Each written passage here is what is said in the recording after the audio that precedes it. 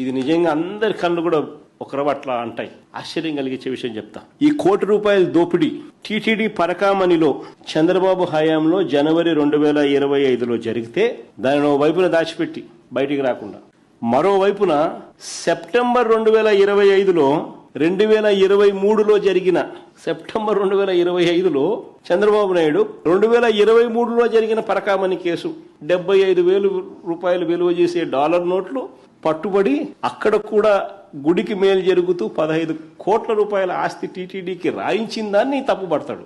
జనవరి 2025 ఆయన హయాంలో జరిగింది దాచిపెట్టి. ఇంకా ఆశ్చర్యమేనండి. నెయ్యి వ్యవహారంలో కూడా అంతే. మే 15, 2024 ఈయన హయాంలోనే టెండర్లు ఖరారైనాయి. ఈయన ముఖ్యమంత్రి అయింది జూన్ 4. జూన్ 12వ తారీఖు ఈయన హయాంలోనే సప్లై మొదలుపెట్టినారు. జూన్ నుంచి జూలై 4 దాకా 4 ట్యాంకర్లు టెస్టులు పాస్ అయినాయి.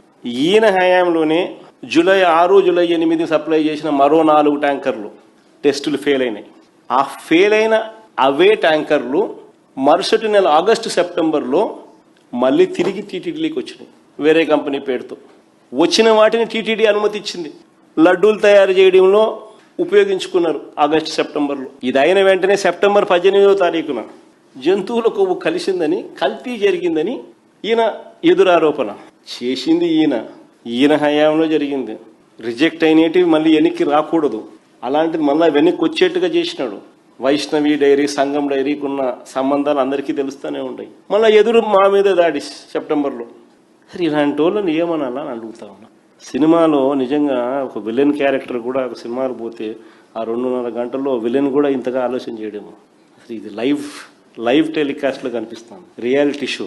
స్కీములు లేవు, స్కాములు, మళ్ళీ ఎదురు ఆరోపణలు, మళ్ళీ కుట్రలు.